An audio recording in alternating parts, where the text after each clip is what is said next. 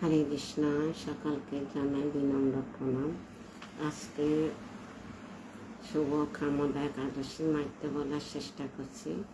সকালে কৃপা আশীর্বাদ করবেন। হরে কৃষ্ণ। ওম অজ্ঞানং তিমিরান্ধস্য জ্ঞানং জন শলাকায় চক্ষুরুন্মিলিতং येन তস্মৈ শ্রী গুরুবে নমঃ।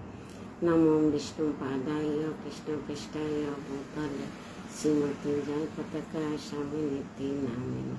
নমো আচার্য পদায় নিতাই কৃপা পদায় গৌরকথা দামোদায় নগর গ্রাম তারিণী। নমো বিষ্ণু পাদায় কৃষ্ণ পৃষ্ঠায় ভূতলে শ্রীমতী ভক্তিবেদান্ত স্বামী নীতি নামিনী। নমস্তে সরস্বতী দেবী গুরুবাণী প্রচারিণী निर्विशेष शून्यवादी प्रचतदेश तारिणी। जय श्री कृष्ण चैतन्य प्रभु नित्यानंद श्री अद्वैत गदाधर शिव सादि गौर भक्तवृंद। हरे कृष्ण कृष्ण कृष्ण हरे हरे हरे राम राम राम हरे हरे। हरे कृष्ण। আজকে হচ্ছে খামোদা একাদশী। আমার পরমারাধ্য গুরু মহারাজের আজি আবির্ভাব লীলা ৭৭তম জন্মবার্ষিক জন্মদিন। তো সকলে কৃপা আশীর্বাদ করবেন। আমি এখন খামোদা একাদশীর মাহাত্ম্য বলার চেষ্টা করছি। এরপরে ভাগবতম ক্লাস দিব। আগে একাদশীর মাহাত্ম্যটা বলি। হরে কৃষ্ণ। খামোদা একাদশী চৈত্র মাসে শুক্লপক্ষের খামোদা একাদশী ব্রতর মাহাত্ম্য বরাহ পুরাণে বর্ণিত হয়েছে।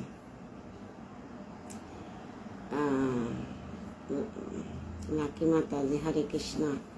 মহারাজ যুধিষ্ঠির বললেন, এ বাসুদেব, আপনি কৃপা করে আমার কাছে চৈত্র মাসে শুক্লপক্ষের একাদশীর মহিমা কীর্তন করুন, বিচিত্র কাহিনী বর্ণনা করুন। শ্রীকৃষ্ণ বললেন, এ মহারাজ, এই একাদশী ব্রত সম্পর্কে এক বিচিত্র কাহিনী বর্ণনা করছি, আপনি এক মনে তা শ্রবণ করুন। পূর্বে মহিষী বশিষ্ঠ মহারাজ দিলীপের কৌতূহল নিবারণের জন্য এই ব্রত কথা কীর্তন করেছিলেন। ঋষি বশিষ্ঠ বললেন, এই মহারাজ, চৈত্র মাসের শুক্লপক্ষের একাদশীর নাম খামোদা। এই তিথি পাপনাশক ও পুণ্যদায়িনী। পূর্বকালে মনোরম নাগপুরে স্বর্ণ নির্মিত গৃহে বিষধর নাগেরা বাস করত। তাদের রাজা ছিলেন পুণ্ডরীক। গন্ধর্ব, কিন্নর, অপ্সরাদের দ্বারা তিনি সেবিত হতেন।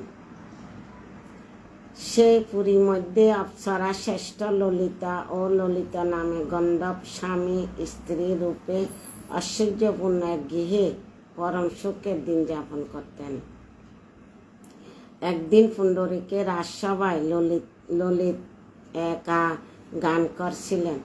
এমন সময় ললিতার কথা তার মনে পড়ল। ফলে সঙ্গীতের স্বর, লয়, তাল মানে বিপর্যয় ঘটল।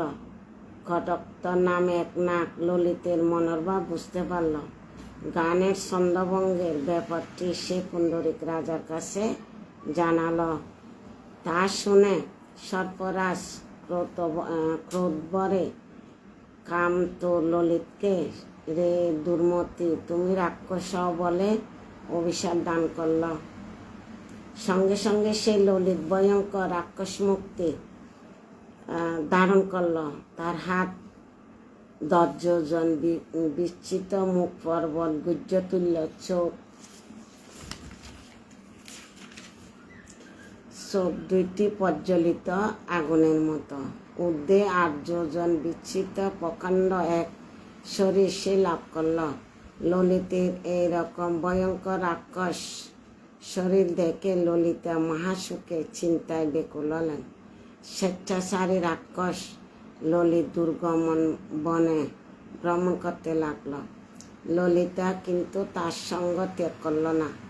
ললিত নির্দয়ভাবে মানুষ ভক্ষণ করত। এ পাপের ফলে তার মনে বিন্দুমাত্র শান্তি ছিল না। পতির সে দুর্ব্যবস্থা দেখে ব্যতীত চিত্তে রোদন করতে করতে ললিতা গভীর বনে প্রবেশ করল। একদিন ললিতা বিন্ধ্য পর্বতের উপস্থিত হল। সেখানে ঋষ্যশৃঙ্গ মুনি আশ্রম দর্শন করে মুনির কাছে হাজির হল। তার চরণে প্রণাম করে সেখানে দাঁড়িয়ে রইল। মুনিবর জিজ্ঞাসা করলেন, এই সুন্দরী, তুমি কে? কার কন্যা? কি কারণে বা গভীর বনে এসেছ, তা সত্য করে বলো। তদুত্তরে ললিতা বললে, প্রভু, আমি বীরদৈন্য গন্ধর্বের কন্যা। আমার নাম ললিতা। আমার পতির পিশাচত্ব দূর হয় এমন কোনো উপায় জানাবার জন্য এখানে এসেছি। তখন ঋষি বললেন, চৈত্র মাসের শুক্লপক্ষে কামদা একাদশী,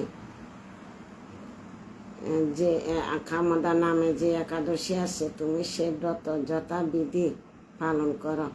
এই ব্রতের পুণ্যফল তোমার স্বামীকে অর্পণ করলে তৎক্ষণাৎ তার সমস্ত পাপ বিনষ্ট হবে।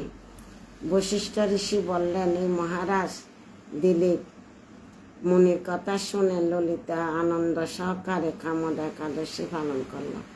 তারপর ব্রাহ্মণ ও বাসুদেবের সামনে পতিত উদ্ধারের জন্য আমি যে কামদা একাদশী ব্রত পালন করেছি তার সমস্ত ফল আমার পতির উদ্দেশ্য অর্পণ করলাম। লক্ষ্মীমাতাজি, হরে কৃষ্ণ, হরে বল। শুভ কামদা একাদশী মাতাজি, হরে কৃষ্ণ।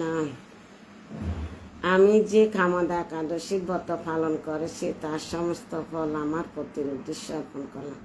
এই পুণ্যের প্রভাবে তার পিশাচ দূরত্ব হয়। একথা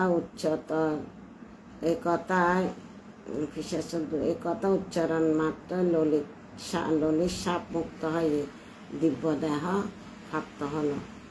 পুনরায় গন্ধর্ব দেহ লাভ করে ললিতার সাথে সে মিলিত হল। তারা বিমানে করে গন্ধর্ব লোকে গমন করল।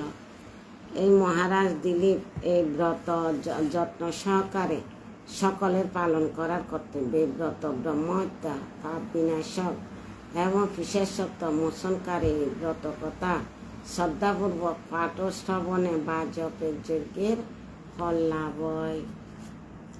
হরে কৃষ্ণ। এই কামদা একাদশীর মাহাত্ম্য সকলে শ্রবণ করবেন।